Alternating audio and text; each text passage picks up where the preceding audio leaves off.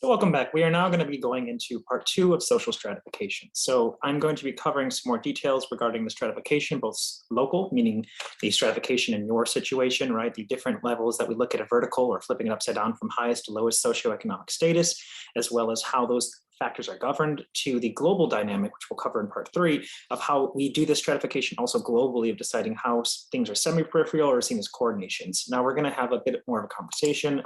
Bear with me while I share my screen here for you, and we're going to go through part two. So essentially what we're going to be looking at with regards to part two is the various ways in which stratification impacts our day-to-day basis. Now, I apologize for the delay in this. Zoom never is super fun with me, but here we go. So module 4, social stratification, part 2. So we've been talking about the idea of wealth versus income, stratification. What is that? What does that mean? How do we break this down? This construction of reality of how we take and societal expectations and flip it versus economy versus what we've earned in income versus wealth distribution. We flip that vertically and understand that different jobs have certain social prestiges versus different social dynamics that have impacted generational mobility and wealth. Well, this ties into right here when we're looking at the idea of social mobility. And by definition, social mobility is a change of social position within the stratification system, moving from one class to another. So think about the open and closed system that I mentioned before. Social mobility is in change with social classes. And we've talked about this. The systems can be both upwards and downwards. If you're in a downward mobility, this is a lowering of social class. Both can be done through intergenerational or and intra. This is a very important thing to mention here. I've had a lot of students have trouble with this understanding. Inter means within generational change, meaning that you do it through your children or through choices in your family's gain of wealth and opportunity. So you may not be rich in your lifetime, but you may make choices that make your family rich in the future. This is also what you saw in exogamous marriage, right? Changing in the intergenerational mobility. You marry into a wealthy family, your children will no longer have the socioeconomic status of whatever you were at before. But you also have the idea of intra. Now, this one's much more rare, and we'll get into this. This is where one of your questions in the quiz has a lot of people get this wrong. Intra is within your lifespan. Did you change your stars? And as we've talked about, and we've discussed a little bit in detail, you can go upward with hard work in an open system or through generational obtainment by your children's achieving the success you didn't, which is inter. This is an open system and can also be obtained, as I mentioned, through exogamous unions or marriage to a wealthier family. So inter and intra is really based upon how you gain the mobility within your life. Did you do it through family? Did you do it through your life? Were you the American dream and you went from rags to riches? Did you have a different generation? Did your children's children end up getting money? Were you married into a wealthier family? This plays into the mobility of your social economic status or social mobility. So it's kind of a big deal as towards how we as a culture move forward. Now, this is where we're going a little bit more detailed into what I said quite a few students have trouble with. Please make sure to memorize this slide. It's not an easy concept. It's also a great yellow dig conversation. But intra-generational mobility is when a person's social mobility over a course of a lifetime is changed, rags to riches. If your parents, you, whatever you may say, started building wealth disproportionately through your life, and major wealth happened while you were in high school, the lifestyle you experienced would not be the same level of success or prestige your older siblings would have experienced. So in your life, you change generational mobility and your parents end up getting money, you're going to have a different life experience than that of your siblings if your siblings were born when you were still impoverished. This would be looking at the idea of how we've seen the generational change. So intergenerational mobility is when different generations of families belong to varying social classes. This is not common, right? But it does occur. And we have the situation where you're seeing you're changing through generations to have this obtained wealth. The American dream, for example, a son or a daughter becomes an upper class executive, but may have had parents who were blue collar working class. So you may end up being wealthy, but your parents will live through your intergenerational mobility that you've gained wealth. So intergenerational mobility, opposite can happen. You can have a billionaire family who makes bad investments and loses it all. So that can be intergenerational downward mobility, right? Like you could have your family waste and spend all the money and now you've gone down in social classes. You could have it go the other way too. Or intergenerational mobility, the opposite can happen due to bad choices of a wealthy family. As I was just saying, you could go up, you could go down. So family could be rich, children inherit wealth, lose it all to their children are now poor. Intramobility or intra, a person's social mobility through their lifespan, you.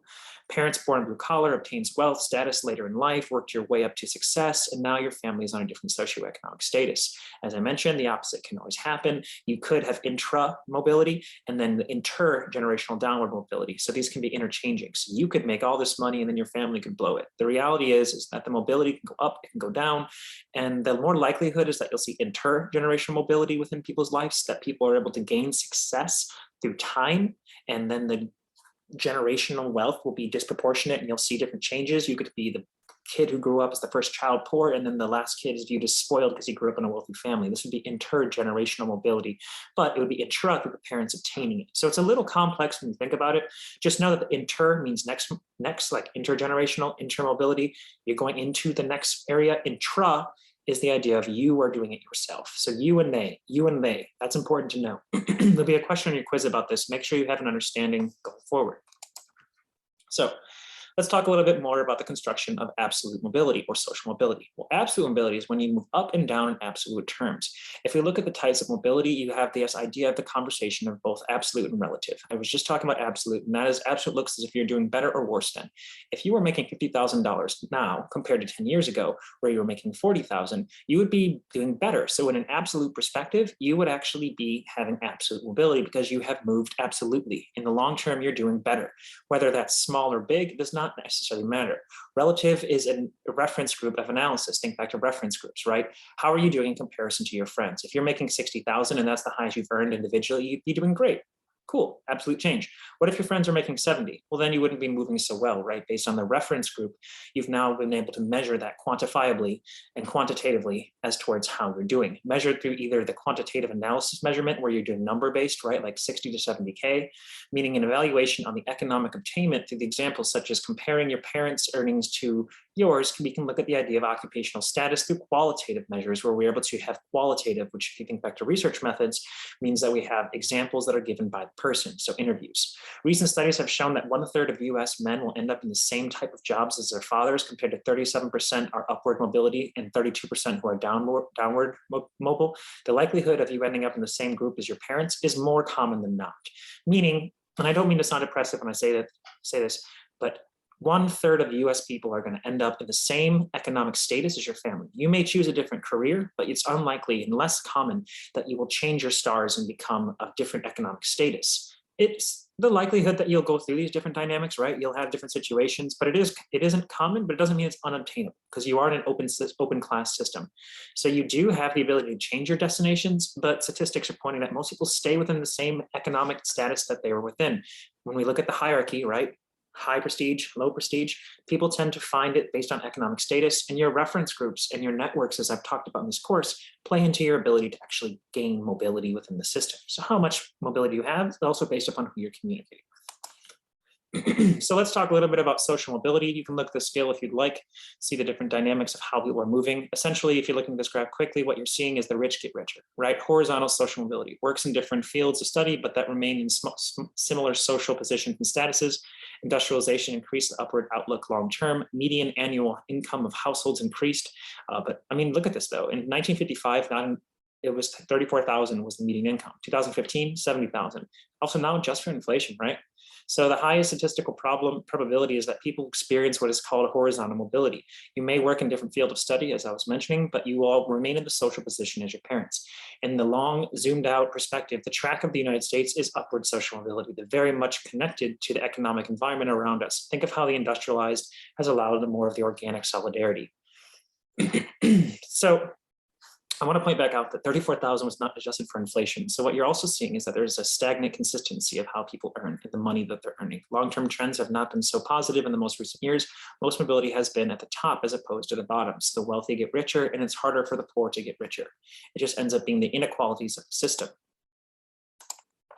So let's talk a little bit more in regards to the social mobility differs based on gender and race. When looking at the mobility in terms of gender and race, we see the outcomes of equality not being really dynamically there, right? People tend to face different and less positive outcomes than do of those of color than those of white Americans, unfortunately. On average, white Americans face less downward mobility and Black Americans face more downward mobility, meaning that you go down economic classes of prestige.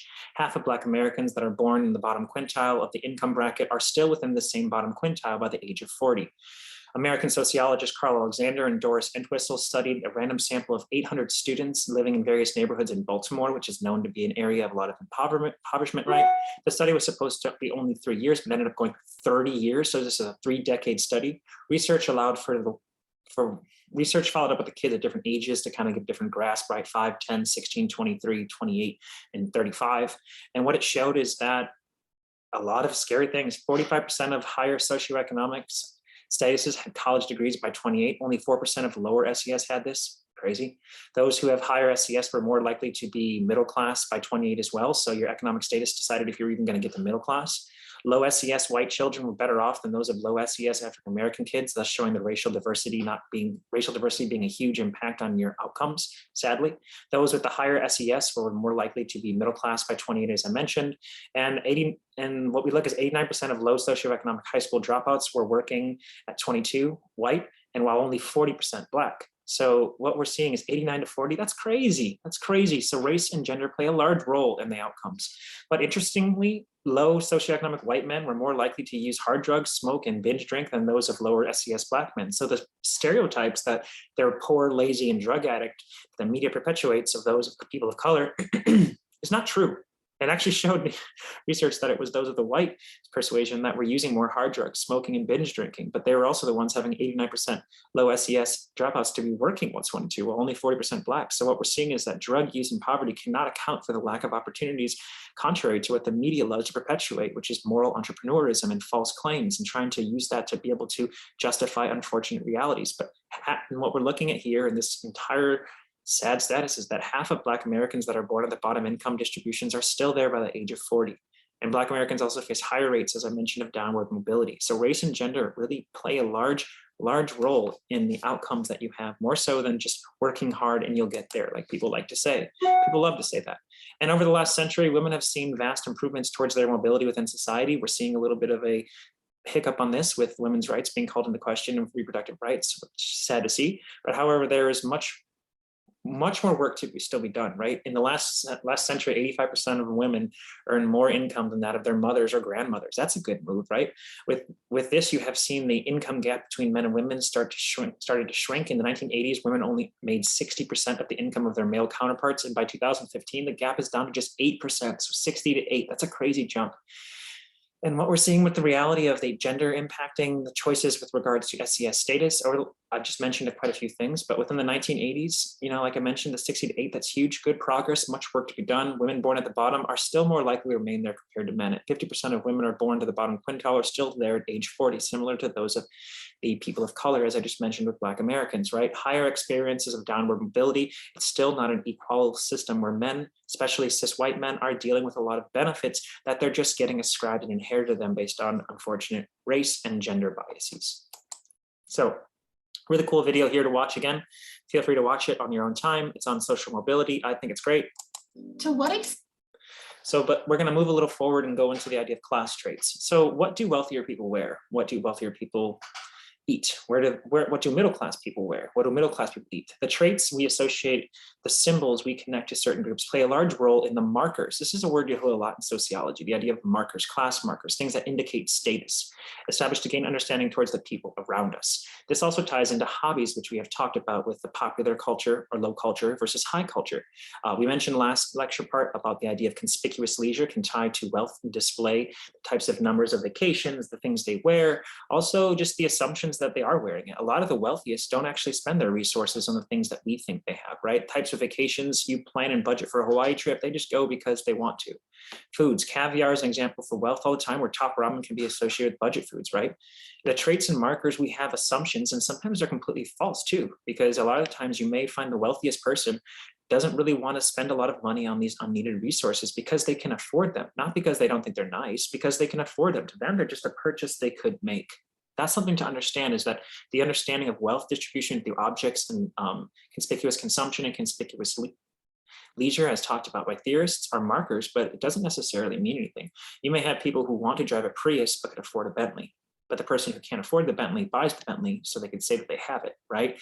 They buy the Rolex so they can go to the job and look like they have wealth, but they're on a payment plan for that. Whereas the person who can just buy the Rolex because they have the money may decide they don't want to. Famously, Eminem only wears G-Shocks. Literally, he's a famous interview where he talks about when he called his broker, his banker, to see if he could afford a Rolex when he had already done the Marshall Mathers and the Eminem show and all these, and he was a multi-millionaire. But how we understand wealth distribution is not equal. Could he afford it? Sure. Is it something that he viewed as something he could afford? No, because of how he was socialized in an environment where he didn't have anything. So you can take examples of media if you like, and you find that useful. Look at all the various times, or you can also just understand the distribution of wealth through consumer goods is not the same. Conspicuous consumption, conspicuous leisure, it changes also based upon what is trendy, right? When it's expensive to travel, you'll see a lot of wealthy people traveling. When it's expensive to buy items, you'll see a lot of luxury purchases. Chanel has only increased its prices in the past 10 years, and they're still being bought at high rates. Even when we're in this economic downturn, there is a different level. There are levels to this. And that's the whole point of stratification. There are levels to this. So let's go a little further here. Let's talk about this from the functionalist perspective, because it's important that you learn how to use these paradigms. Different aspects of society exist because they serve a purpose and they're needed. Durkheim famously said that dysfunction and deviance and all these things have a purpose to making the world work, right? Functionalism believes the idea that we are a body or we are a car, if that works for you, and every part functions and do its job. And we only ever notice when it is check engine light is on, right? When we feel sick. We mentioned earlier the Davis-Moore thesis, the greater function, importance of a social role, the greater the reward. So that's been called into question by Toomey when he said that if this is true, then why are media personalities paid so well? Why is there a race and gender gap pays dynamic, social stratification? If we have this idea of importance of social function, then why is there such a break between gender and race payment? Why are media personalities paid more than those who are educating? And then we start really having the conversation of what is SES? What is socioeconomic status? What is prestige? What is the definition of prestige? Why are college professors more prestigious than working in elementary school where you're helping build the fundamentals of people who are learning? It's very important. If this is the case, why are educators paid so low? And why do they have the conversation of taking the care out of care work? I would love to see some Yale conversations on Davis-Moore thesis. I think it's fascinating. You may not. If you don't worry about it. But some principles of stratification, of critical analysis.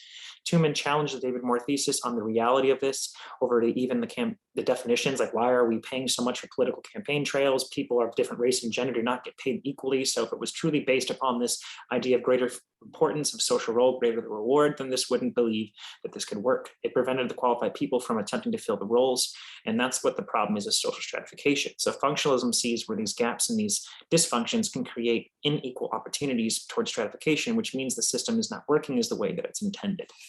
A little information there. Hopefully you understood that. Taking it to social conflict theory, what you're looking at is the inequalities define society, right? You're looking at why the rich get rich and the poor get poor, and how that moves the dial and how it changes the dial, right? So you're always trying to evaluate on this regard, perspective, understanding. Critical of social stratification, asserting that it benefits only some people, not all of society. Basketball players versus public school teachers. Means of production keeps those who truly create the product. Alienation of the worker and the money and the incentives, those who have it and those who do not. The bourgeoisie versus the proletariat. Vast inequalities within the stratification system. Some benefit far more outweighs the others. False consciousness versus class consciousness, right? The boss likes me, he's doing this for my good.